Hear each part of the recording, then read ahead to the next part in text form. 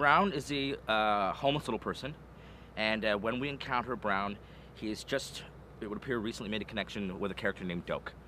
And they form a fast bond, primarily because Brown is very hungry and sees that Doak may help him with this situation. I was drawn to his chaotic nature, his comfortableness with himself, despite the fact that he was an unusual fellow. He's crazy, but in a very slight way, in a non-intrusive way.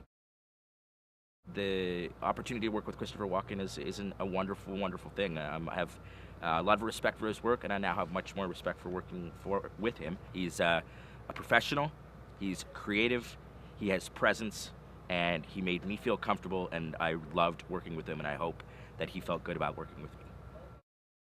We rehearse. Chris likes to rehearse, and I agree with that. It saves a lot of time on the film day. It's also just good for the actors' focus. Much of the banter was scripted. Chris does like to improv, and that's great. It's part of his character. It's part of what makes him a great actor. I did less because that's just not. I didn't feel that was. The energy should be left. Chris should be left more to have the chaotic energy than myself. I was meant to hold the scene down. That was my job, and that's what I chose to do, and I think it worked out well. I really have no idea what's in the package. I'm comfortable with that because it adds to the mystery, which I feel enriches the nature of the film and especially my working experience. It was one of those things where I thought if I kept thinking about it, it would make my ears bleed. So I let it be, and again, just let that mystery add to the flavor of the story that I felt I was involved in.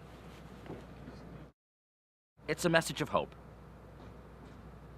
That's simple. It's a message of hope, and you can. I mean, the general message is hope, but how that message gets to you, through what character or through what story, is up to you. But the general theme throughout the film, despite the fact that it's quite dark, ends and often midpoints in between hope. It was just a completely unique work experience in the sense that I'd never played a character of this nature. I'd never worked opposite Chris. I'd never worked opposite someone that was also being crazy. I've never played a homeless person. I've never been to New Orleans. I've never met Leon Marucci, director, writer, along with other people.